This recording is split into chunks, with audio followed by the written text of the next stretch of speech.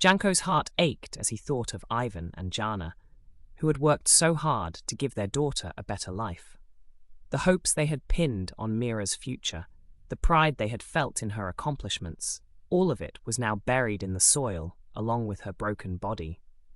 The villagers, who had once whispered with admiration about Mira's beauty and her good fortune, would soon be whispering of tragedy and horror.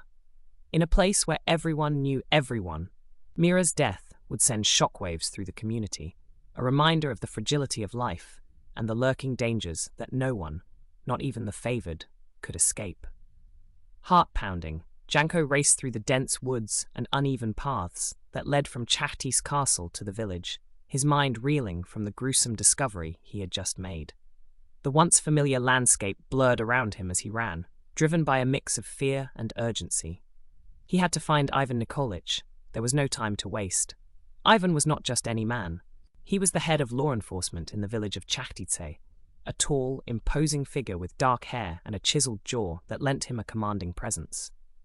Ivan's sharp eyes, as dark as the deepest well, were known to pierce through deception and lies, making him a man not to be crossed. His stature, both physical and social, placed him above most of the villagers, earning him their respect and, in many cases, their fear. Ivan's reputation as a just but firm enforcer of the law had made him a central figure in the village, someone who was both admired and revered. Janko's breath came in ragged gasps as he entered the village, the familiar sights of the marketplace coming into view. The market was a lively place, filled with the chatter of villagers bartering for goods, the clatter of horse hooves on cobblestone, and the rich, mingling aromas of fresh bread, herbs, and spices. But today, the vibrant energy of the market felt overwhelming, a sharp contrast to the dread that gnawed at Janko's insides. His eyes scanned the crowd desperately, searching for the one man who could bring justice to the horror he had uncovered. It didn't take long for Janko to spot Ivan, who was standing near one of the larger stalls, his tall frame making him easy to find even amidst the bustling throng of villagers. Ivan was speaking with one of the merchants, his deep voice carrying a tone of authority that commanded attention.